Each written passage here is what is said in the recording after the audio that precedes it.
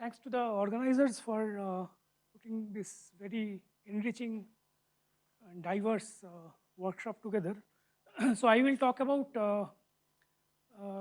quantum dynamics, especially in conformal field theories, where we have some exact solutions. And the setup will also be out of equilibrium. So there will be some meaning of these waves rising up at some points as we go on. So this is work best with these collaborators and these two papers and some work which is about to come. Krishnendu was here until yesterday. So the main question and the setup that I will focus on will be the setup of the quantum quench, where I will make one parameter of the Hamiltonian dependent on time. So that is how I will drive the system. And so therefore, the quantum evolution of the state will be quite complicated because the Hamiltonian keeps changing in time. And then this is the generic non-equilibrium scenario, and one can imagine tuning this coupling through the critical point, or as I will mostly analyze in this talk, will be switching between two values of the coupling suddenly. And the questions that I will be interested in will be to ask how do the observables behave as function of time? As we proceed in time, what happens to the observables? And then at late time, is there any simple description? Is there any steady state, universal steady state which appears? And as I was telling you, the setup will be where I will have a Hamiltonian for time t0, then I will have a different Hamiltonian for time t1, and this is, as most of you might be knowing, this is also called the Floquet setup. And what I will be asking, the question that I will be asking is, if I do this periodic change for n cycles, then where does my system, quantum system, end up? Okay, so the question is just that, and the scenario where we will ask this question is where we know the answer, okay, and where we can say something about the final late time steady state. So this will be the outline.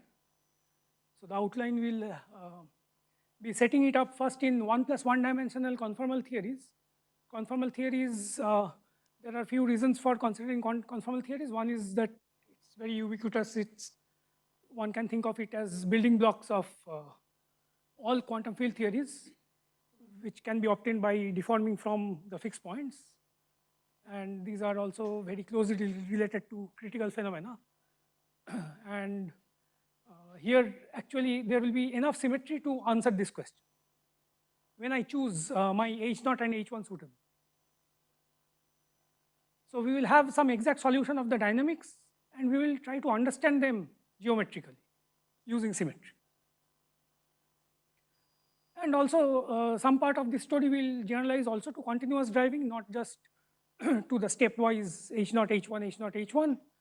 And there will be, I'll show you some also supporting lattice fermion numerics, which can see these phases.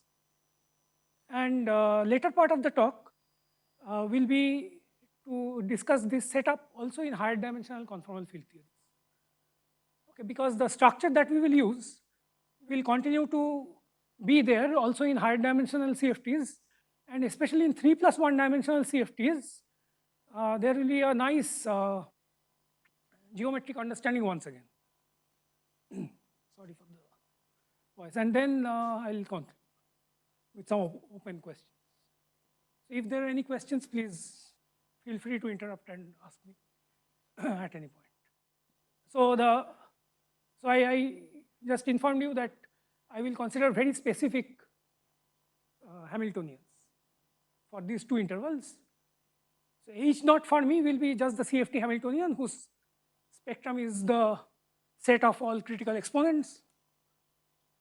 And H1, and because it's a local theory. So I can always write it as an integral of a density, which is the stress tensor. And the deformation, which will be this H1 Hamiltonian is not the CFT Hamiltonian, but it will be a deformed Hamiltonian, which will be deformed in this way, that instead of integrating the local density, I will put in a factor of sine square x by 2.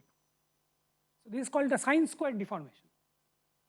And what it is effectively doing is, if you imagine there are uniform bond strengths, it's increasing the strength in the middle of the system. So usually I will consider the theory on a circle for 1 plus 1. The space is a circle, so if you fix boundary at some point, you call it 0. So what I'm doing is I'm picking up the center. So I'm turning off the, and if it's open boundary, then I'm kind of ignoring the edge effects or the boundary effects. But this turns out to be very special, because it turns out that this function allows for some analytical analysis that will finally let us relate this Hamiltonian also to a CFT Hamiltonian. And that is what will help us solve the system exactly. And these are the set of people who have been working with this deformation or some generalizations of this deformation. There are many more which I may have missed. And the idea is simple. So because it's a CFT, we can always go to, we are allowed to do conformal transformations. And it turns out that there is a conformal transformation which will take this Hamiltonian also to another CFT Hamiltonian, as I was mentioning. And it's actually, for this class of deformations, it's easy to find that deformation. So the entire dynamics will be contained in this conformal transformations, so which will allow us to tell what happens at late times and how correlators behave. And this will finally, this will give us, from the property of these transformations, we will actually be able to figure out geometrically why these phases arise in steady state. So more generally, the deformation is some function multiplying the stress tensor and you integrate. And the goal is to relate it to a CFT Hamiltonian to find a frame such that this takes this form, z times the stress tensor. And this is possible to solve for this z tilde because we know how the stress tensor transforms under conformal transformation. Because it's an operator in a, originally you start with a CFT. So you know how this transforms, and because you know how it transforms, and this, this is just, there will be a Jacobian factor, so we can solve a differential equation which can take us from this deformation to, from this Hamiltonian H1 to a Hamiltonian L0 in some conformal frame. So there is a way to find out the conformal transformation. And it turns out that in this case, it is just a Mobius transformation, which looks like this. So z goes to z tilde, which is az plus b, cz plus d. This is SL2R, if these are real numbers, with determinant 1, AD minus BC will be 1, and that will turn out to be the scenario for all Hermitian drives. And once I know the transformation, then I can figure out by conformal symmetry, because this is a conformal transformation, I can figure out what are the correlators at any time. So if I have to do it, if I have to repeat this process, if I have to go from H0 to H1 and again go from H0 to H1 and so on, I just repeat this map n number of times, if I have to do it n times. And there is a very nice way this map can be written down if I have to repeat this n number of times. And once I know what the final coordinate transformation is for any scaling operator with dimension h, I can figure out how it behaves as a function of space and time, just using conformal mapping. And it turns out that you can get different kinds of behaviors. So if you look at the energy density itself, how it changes, one gets three phases, three distinct phases. In one of the phase, so remember one is driving the system, H0, H1, H0, H1, but there is a phase where the system, where the energy density simply oscillates, doesn't blow up, keeps oscillating. That's why it's called non-heating phase. There is a phase where energy accumulates in two positions. If I take the circle, the space as a circle, it concentrates on pi by 2 and 3 pi by 2. Okay, and these colors indicate what happens at late times. So red is very late time, and green is early time. So it keeps exponentially localizing. And there is a critical phase where there is a power law accumulation of energy, power law behavior of energy with time, and that is a boundary between these two phases.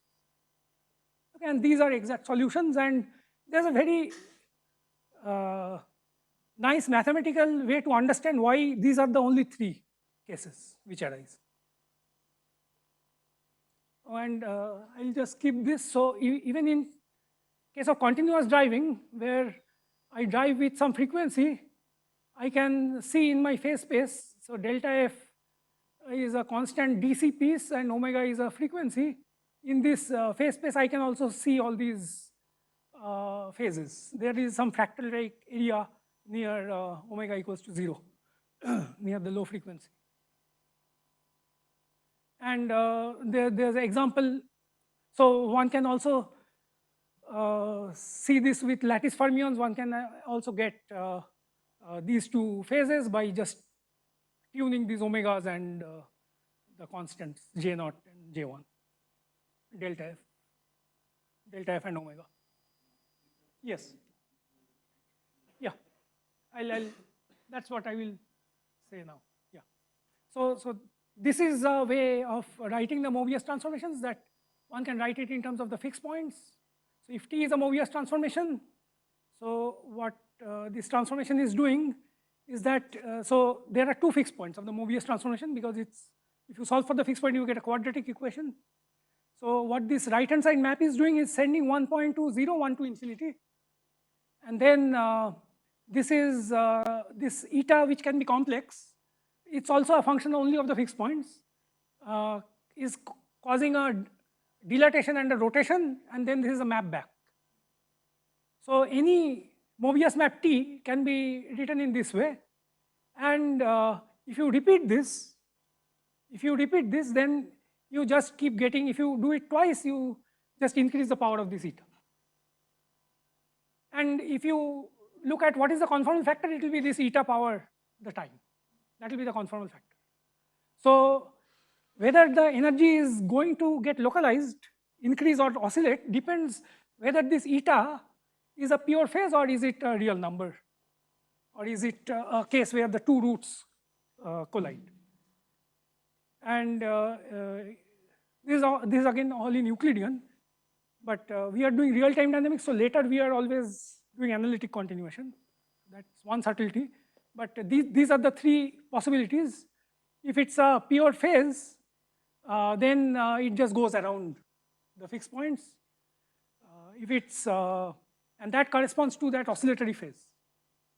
If it's real, then it goes from one fixed point to the other. That's the exponential phase, and then there is a boundary, which is parabolic. So these are the three classifications. And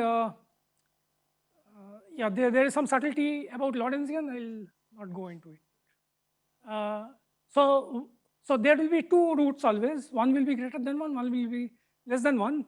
So the less than one is where the cooling occurs. So and so it also depends on the value of x. So it breaks the spatial symmetry also. Okay, I'll switch over to higher dimensions. So actually what gave rise to this Mobius was a global subgroup of the infinite dimensional conformal group in 2D, which is Virasoro. So we used only the SL2R part, which under analytic continuation became SL2C. But this global subgroup is also present in higher dimensions. So in higher dimensions, if I take the dilatation, the momentum generator, and I choose the spatial conformal transformations, then I can again form my SL2R algebra. Actually, there's also other way of constructing these groups, and we have done it also including rotation. So, but once you have this subgroup, then one can again play this game, same game. And it turns out that now the fact that we were using this Mobius transformation, that in 3+1 dimensions, there is a nice generalization in terms of quaternions. So you get all the space-time coordinates coupled in terms of a quaternion, right? Represent it as a quaternion, and then you can show that in 3+1 dimensions, any conformal transformation can be written as a quaternionic Mobius transformation. And because it's of this form, many of the technologies that we used for 2 dimensions, we can just import. And this turns out to be very useful. And the group of these quaternions is called SL2H in 4 dimensions. And there is also a conjugacy class classification of SL2H. So one may expect, just as the conjugacy classes of SL2R gave us all the different phases, the conjugacy classes of SL2H may give us the phases for 3+1. And just to show that you again have all these characteristic phases, so if I start with a finite energy density state and I deform in the 0 direction for time t/4, then in the 3 direction for time t/4, and I go back along some other direction, 1 direction, so that the net time is t, I go back, so this is U dagger. So this will give me some, and I take overlap with the original state. This will give me some sort of a fidelity. And what I can see is, depending on my Hamiltonian deformation parameter, which is beta in this case, I can either have a full recovery or I can have 0 recovery of the state. Okay, so 0 recovery corresponds to this heating phase, full recovery corresponds to this non-heating phase. And there are other markers also, so one can also see oscillations in energy density. Now I look at oscillation about any angle, I take projection, I find oscillations, and I find localizations of energies. So this black line is later time, this green is some early time. So as time progresses, at late times in the heating phase, I have localizations of energy. And again, there is some reach phase diagram, and one can again understand this again in terms of these fixed point structures. So now, so this again, the elliptic class was going around these fixed points, P and Q. So now this is not 3+1, but 2+1. So one of the coordinates I have set to 0. So now instead of fixed point, it's a fixed surface. So which is this circle. And what the trajectory does is goes around this circle. So the circle is this intersection of this cylinder with this plane, and the trajectory are these red dots. So they go around. This is a Euclidean picture, and this is what happens in the elliptic phase. This is the non-heating phase. And again, so there is this math paper by Parker and Short, John Parker, Ian Short, where they classify the conjugacy classes of SL2H. There's an algorithm. They tell you what are the things to be computed from these quaternions and what are the things to look at. But once again, there are only 3 phases in all cases. It's either heating, non-heating, or something in between, the boundary. And even though our entries are not real, our entries are complex because we have real time, it turns out for the situations that we checked that the dynamics follows this classification. So for example, if I do a 2-directional drive, so X So for time t1, I drive in the x direction, and for time between t1 and t1 plus t2, I drive in the y direction, two different deformations. Then there can be, depending on beta 1, beta 2, t1 and t2, I can land up in any phase. And depending on these parameters, I can be in any conjugacy class of SL2H.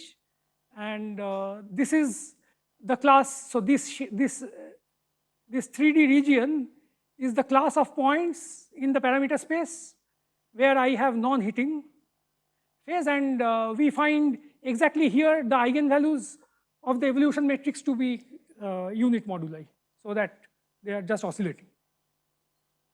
Okay, so we get the same shape by looking at pure phase nature of all the eigenvalues. And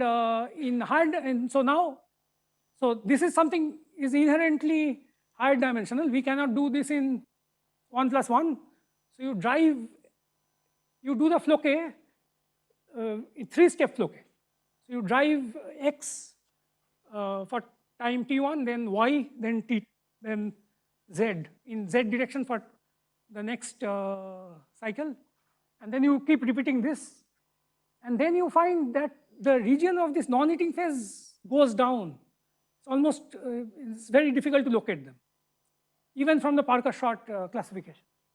But one can again check this classification. So you can, so these areas are where one expects non-hitting phases in the beta and t phase space. And if one zooms in into these points, one finds the eigenvalues again lie on a unit circle. The other eigenvalues, they are just scattered. Those are the those are not elliptic. Those are the loxodromic class. So I'll conclude. So what I told you, that exact real-time conformal drive because both the Hamiltonians can be mapped to some CFT Hamiltonian, can be classified using conjugacy classes of the corresponding Euclidean subgroup, which is SL2R in one case, SL2H in the other case. And this is slightly richer because it allows for also multi-directional drives. However, there are always 3 classes. The flows, there's a nice holographic story which I did not mention, and there are things that match from that side. There is a curious fact that the operator, the real-time evolution operator with the heating Hamiltonian maps onto a thermal density matrix for the non-heating Hamiltonian. Okay, and it's weird, but it actually turns out this is true, and all the subtlety lies with the spectrum of this heating Hamiltonian. And some open directions before this is the last slide. So this H1, even though it appears to be a concocted Hamiltonian which allows for relating to another CFT, this actually appears very naturally as a modular Hamiltonian, which is log of reduced density matrix, if you are calculating an entanglement entropy. And so this dynamics that we are looking in real time also has some meaning if I want to evolve with the modular Hamiltonian. And there is a generalization of this Mobius to arbitrary dimensions. Instead of SL2H now, there will be a Clifford group now, here, instead of quaternions. So this has been recently worked out by Orithro, Pal and Kaushik Rai. And of course, a big open question is to, so conformal symmetry played a very important role.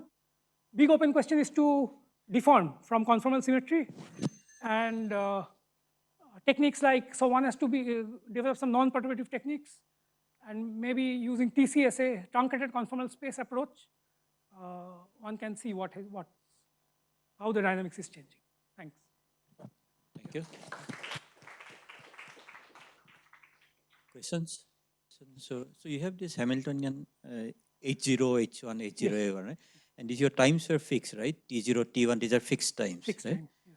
So then this system goes to a time periodic steady state, no? Instead of a steady state, I guess, right? Yeah. So, so there are 3 possible steady states. In one, there is always oscillation with respect to the, so we are looking at stroboscopic time. We are not looking at you're micro, looking at the stroboscopic only time. stroboscopic. Okay. We are not looking micro motion. Yeah, okay. But if you make those times random, so then you have Yeah. a really steady state, right? Yeah, so this is something Ashwin, Vishwanath and others looked at. Okay. And there I think they only end up with heating phase, if I remember correctly. Yeah, you will have heating in this case because, yeah. Yeah, there is some Furstenberg's theorem which they used to show that behavior will always be Lyapunov. If you multiply random matrices together, then the maximum eigenvalue will be positive. Okay. Something like that. No, I was just saying that even the time, this T0, T1, these are just random times. Yeah, if these are random times, then the evolution matrix entries will also be random. Random, yes. So this correspondence between the heating evolution and the something that looked like a thermal density matrix, that's a little curious because the left-hand side seems to be a unitary operator and the right-hand side seems to be a non-unitary operator. How does it work out? So, yeah, so this Hamiltonian, so this is a, both the Hamiltonians are Hermitian Hamiltonians. Okay. But the reason, so this heating, so what we think is the case is this heating Hamiltonian has a unbounded spectrum, continuous and non-degenerate. So for every energy E, there is an energy minus E. So if I, for example, compute trace on both sides, this right-hand side will give me a real quantity, but the left-hand side will also give me a real quantity because it's not, so it's non-degenerate, and for every energy E, I have an energy minus. So the exponents combine to give you cosine. So you are saying when you take traces of both sides, then it's equal, or as operators themselves are equal? They are themselves equal, but I am just saying that because these are Hermitian operators, you expect the trace to be a real number. That's about traces, but I'm saying the eigenvalues of the left-hand side are phases, no? And the right-hand sides are some e to the power minus 2t times some real number. So how would this? So this I can maybe I can show you in more detail. Okay. Thanks. So just one comment is that the relation between these two Hamiltonian is not a unitary operator. They are related by a non-unitary operator, but it's a similarity transform. Yeah, Hamiltonians are self-adjoint. Okay, so if there's no more question, let's thank the speaker.